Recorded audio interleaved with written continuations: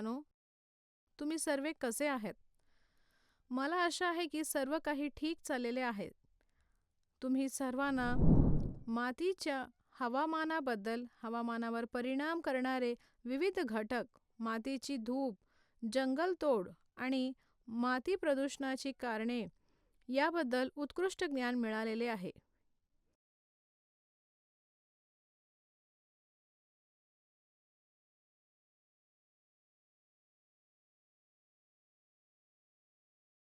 शिकण्याची उद्दिष्टे. या व्हिडिओच्या शेवटी तुम्हाला जैवभूरासायनिक चक्र, ओझोन थर निर्मिती आणि क्षय आणि क्लोरोफ्लोरोकार्बनची भूमिका याबद्दल स्पष्ट कल्पना येईल. कीवर्ड्स: हवामान, जैवरासायनिक, हरितगृह परिणाम, दुष्काळ, पूर, उष्ण कटिबंधीय क्षेत्र, जंगलतोड, औद्योगिकीकरण, स्ट्रॅटोस्फियर. परिसंस्थेतील सजीव एकमेकांशी आणि त्यांच्या निर्जीव वातावरणाशी संवाद साधून एक पर्यावरणीय एकक तयार करतात. परिसंस्थेतील संसाधने स्वतःमध्येच पुनरुत्पादित होतात. निसर्ग विविध रासायनिक घटकांचा मोठा भाग भौतिक स्थिती, रासायनिक स्वरूपात आणि चक्रातील विशिष्ट ठिकाणी साठवतो, जे कोणत्याही घटकांच्या वेगळ्या भौतिक स्थितीत किंवा रासायनिक स्वरूपात कधीतरी संचयित झाल्यामुळे विचलित होऊ शकते, ज्यामुळे प्रदूषण होते आणि पर्यावरणीय संतुलन बिघडू शकते. आपल्याला निसर्गाच्या काही चक्रांची माहिती असणे आवश्यक आहे, ज्यामध्ये पृथ्वीवरील पोषक तत्वांचा सजीव पेशीसाठी आवश्यक असलेले घटक वातावरणातून जीवांमध्ये आणि विशिष्ट मार्गांनी परत प्रवाह समाविष्ट असतो, ज्यांना जैवभूरासायनिक चक्र असं म्हणतात. जैवभूरासायनिक चक्र जैवमंडळाच्या जैविक आणि अजैविक घटकांमधील सततच्या परस्पर संवादनामुळे ते एक गतिमान परंतु स्थिर प्रणाली बनते. या परस्पर संवादामध्ये जैवमंडळाच्या वेगवेगळ्या घटकांमध्ये पदार्थ आणि ऊर्जेच्या हस्तांतरण होते. जैवभूरासायनिक म्हणजे पृथ्वीवरील पोषक तत्वांच्या साठ्यात काही जैविक उत्पत्तीची रसायने असू शकतात, तर काही पूर्णपणे अजैविक स्वरूपांची आणि भूरासायनिक खडक आणि मातीपासून मिळवलेली मूळची असू शकतात. चला जलचक्रापासून चक्र सुरू करूया. जलचक्र. पृथ्वीला पाणी जोडले जात नाही आणि ते नाहीसे होत नाही. जलचक्र म्हणून ओळखल्या जाणाऱ्या प्रक्रियेत पाण्याचे सतत पुनर्वापर केले जाते. पृथ्वीवरील जवळजवळ 97% पाणी महासागरांमध्ये आहे आणि फक्त 3% गोड पाणी आहे. या गोड्या पाण्यापैकी सुमारे 2% हिमनद्या आणि ध्रुवीय बर्फाच्या टोप्यांमध्ये कायमचे गाठले गेलेले आहे. अशा प्रकारे फक्त 1% गोड पाणी उपलब्ध आहे. पुन्हा या 1% सुमारे 1/4 भूजल म्हणून उपस्थित आहे. पृथ्वीवरील फक्त 0.009% पाणी नद्या तलावांमधून आहे. उर्वरित पाणी सजीवांच्या शरीरात असते, जसे की मातीची आर्द्रता, वातावरणातील आर्द्रता, इतरही. पाणी प्रकाश संश्लेषण, पचन आणि पेशीय श्वसन यासह अनेक जैवरासायनिक यंत्रणांमध्ये भाग घेते. पाणी शरीराला हायड्रेटेड देखील ठेवते. हे वनस्पती, प्राणी आणि सूक्ष्मजीवांच्या अनेक प्रजातींचे निवासस्थान आहे आणि ते सजीवांनी वापरलेले पदार्थांच्या चक्रात भाग घेते, ज्या प्रक्रियेद्वारे पाणी बाष्पीभवन होते आणि पृष्ठभागांवर परत येते. पृथ्वी, पाऊस आणि इतर प्रकारच्या पर्जन्यवृष्टीवर स्वरूपात, ज्यामध्ये जमिनीवर नद्या, भूजल वाहिन्या इत्यादी अनेक मार्गांनी समुद्र महासागरात प्रवाह येतो, त्यांना जलचक्र म्हणतात. जमिनीवर पडणारे सर्व पाणी समुद्रात परत वाहत नाही. त्यातील काही भाग मातीत बुडतो आणि गोड्या पाण्याच्या भूगर्भातील साठ्याचा भाग बनतो आणि झरे किंवा पृष्ठभागावर विहिरी किंवा ट्यूबवेल म्हणून आढळू शकतो.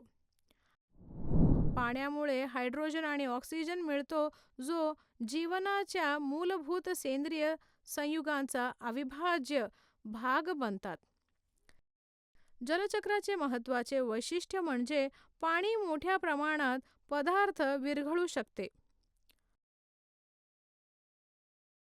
पाण्यात पडणारा पाऊस मातीतील प्रदूषकांचे तलाव आणि महासागरासारख्या विविध जलसाठ्यांमध्ये वाहतूक आणि वितरण करून पर्यावरण स्वच्छ करतो, ज्यामुळे प्रदूषकांची तीव्रता कमी होते.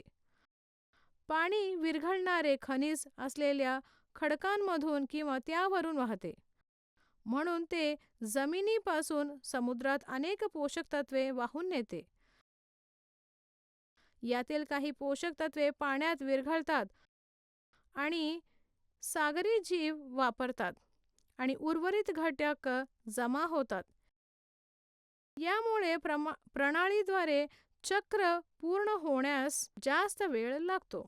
पावसाच्या पाण्यात काही हानिकारक पदार्थ SO2 सारखे वायू आणि नायट्रोजन ऑक्साईड विरघळल्याने ॲसिड पाऊस होतो.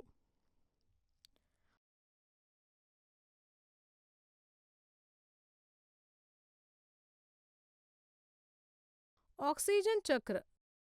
नायट्रोजनाच्या पुढे ऑक्सिजन हा पृथ्वीवर मुबलक प्रमाणात आढळणारा घटक आहे. हे वातावरणात जवळजवळ 21% पर्यंत मूलद्रव्य स्वरूपात आढळते आणि पृथ्वीच्या कवचात एकत्रित स्वरूपात आणि हवेत कार्बन डायऑक्साईड म्हणून देखील अस्तित्वात आहे.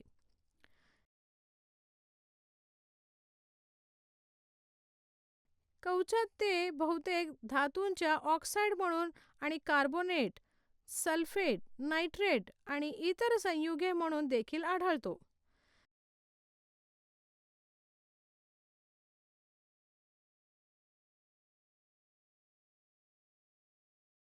ते कार्बोहायड्रेट्स, प्रथिने, न्यूक्लिक ॲसिड आणि चरबी किंवा लिपिड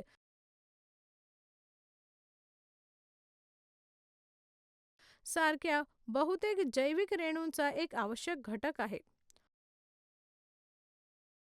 ऑक्सिजन अनेक प्रकारे जीवनासाठी आवश्यक आहे. श्वसनामुळे वातावरणातील तलावात ऑक्सिजन सोडणाऱ्या कार्बन डायऑक्साईडचा वापर होतो, निसर्गात संतुलन राखले जाते. विरघळलेला ऑक्सिजन जलचरांना आधार देते. वेगवेगळ्या परिस्थितीनुसार ऑक्सिजन पाण्यात विरघळतो.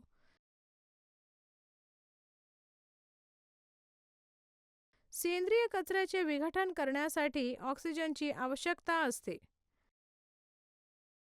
सेंद्रिय कचऱ्याचे स्थिर अजैविक पदार्थांमध्ये रूपांतर करणारे एरोबिक बॅक्टेरिया सेंद्रिय कचऱ्याचे विघटन करण्यास मदत करतात. जर या बॅक्टेरियासाठी पुरेसा ऑक्सिजन उपलब्ध नसेल तर ते मरतात आणि ऑक्सिजनची आवश्यकता नसलेले ॲनारोबिक बॅक्टेरिया ताब्यात घेतात. हे जीवाणू कचरा पदार्थ H2S आणि इतर विषारी आणि दुर्गंधीयुक्त पदार्थांमध्ये रूपांतर करतात. तर आपल्याला BOD बद्दल माहिती असणे आवश्यक आहे. जैविक ऑक्सिजन मागणी, जे कचरा विघटित करण्यासाठी एरोबिक बॅक्टेरियाना आवश्यक असलेल्या ऑक्सिजनचे प्रमाण दर्शवते. जसा जसा कचरा खराब होतो आणि विरघळलेला ऑक्सिजन प्रमाणानुसार वापरला जातो, तसे तसे ऑक्सिजनची गरज किंवा मागणी वाढते. म्हणजेच BOD वाढते. अशा प्रकारे BODचा जैव विघटनशील कचऱ्याच्या प्रमाणाचा एक चांगला अप्रत्यक्ष सूचक आहे. हा ऑक्सिजन कसा चक्रबद्ध आणि साठवला जातो? वातावरणातील ऑक्सिजनचा वापर प्रामुख्याने ज्वलन, श्वसन आणि नायट्रोजन, लोह इत्यादी घटकांच्या ऑक्साईडच्या निर्मितीमध्ये केला जातो. ऑक्सिजन केवळ एकाच प्रामुख्य प्रक्रियेत म्हणजेच प्रकाश संश्लेषणात वातावरणात परत येतो.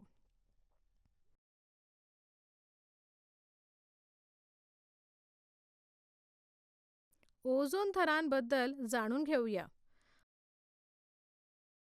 पृथ्वीचे वातावरण अनेक थरांमध्ये विभागलेले आहे.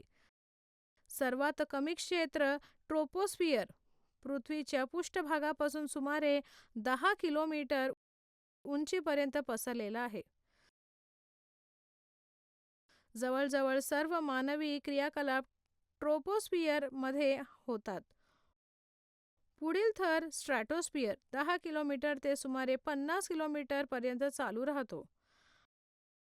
आपण श्वास घेतो या सामान्य ऑक्सिजनमध्ये 2 ऑक्सिजन अणू असतात आणि ते रंगहीन आणि गंधहीन असतात. बहुतेक व्यावसायिक विमान बहुतेक स्ट्रॅटोस्फियरच्या खालच्या भागात आहे. बहुतेक वातावरणीय ओझोन पृथ्वीच्या पृष्ठभागापासून सुमारे 15 ते 30 किलोमीटर वर असलेल्या स्ट्रॅटोस्फियरच्या थरात केंद्रित असतो. आता ओझोनच्या निर्मितीवर लक्ष केंद्रित करूया. ओझोन हा 3 ऑक्सिजन अणू असलेला एक रेणू आहे. तो निळा असतो आणि त्याला तीव्र वास येतो. तथापि ओझोनची थोडीशी मात्रा देखील वातावरणात महत्त्वाची भूमिका बजावते. ओझोन थर सूर्यापासून येणाऱ्या किरणोत्सर्गाचा काही भाग शोषून घेतो, ज्यामुळे तो ग्रहाच्या पृष्ठभागावर पोहोचण्यापासून रोखतो. या किरणांमुळे अनेक हानिकारक परिणाम होतात, ज्या विविध प्रकारचे त्वचेचा कर्करोग आणि काही पिके, विशिष्ट पदार्थ आणि काही प्रकारच्या सागरी जीवनाचे नुकसान यात समावेश आहे. ओझोन कमी होणे, काही औद्योगिक प्रक्रिया आणि ग्राहकोपयोगी उत्पादनांमुळे वातावरणात ओझोन कमी करणारे पदार्थ उत्सर्जित होतात. हे वायू क्लोरीन आणि फ्लोरीन आणि अणू स्ट्रॅटोस्फियरमध्येच आणतात, जिथे ते रासायनिक अभिक्रियांमध्ये ओझोन नष्ट करतात. महत्त्वाची उदाहरणे म्हणजे क्लोरोफ्लोरोकार्बन CFC आहेत, जे रेफ्रिजरेशन आणि एअर कंडिशनिंग सिस्टममध्ये वापरले जातात.